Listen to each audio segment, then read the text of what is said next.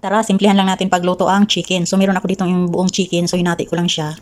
So, lagyan natin siya ng ating mga pampalasa. Ayan, ito yung kamatis, sibuyas, black lemon, sili, tapos bay leaves, cardamom seeds, and cloves. Ayan. So, ilagay natin dyan. Tapos, syempre, lagyan natin siya ng asin. Tapos, lagyan natin siya ng tubig.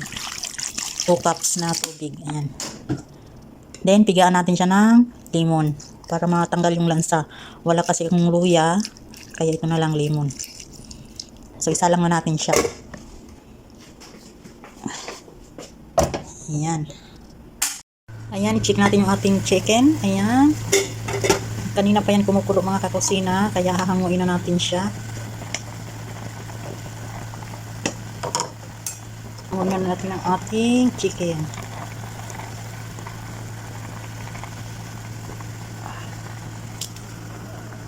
Yan muna natin siya ilagay.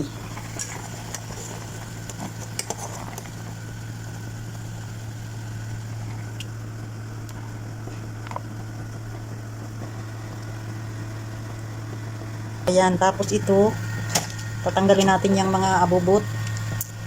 Hinaan muna natin ang apoy. Tapos dyan natin ilagay yung ating rice. Kaya natin matanggal ang mga abubot, ilagay na natin ang ating rice.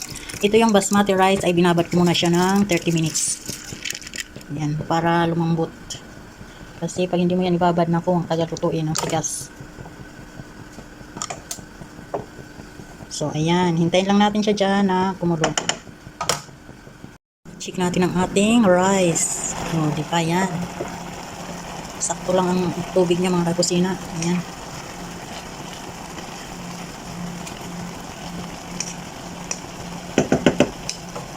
Ang sarap niyan, malasa na. Di pa. So, takpan lang natin. Ayan na ang ating rice. O, di ba? Luto na yung ating chicken. Ayan, binabaw ko na siya dyan para hindi siya mag-dry.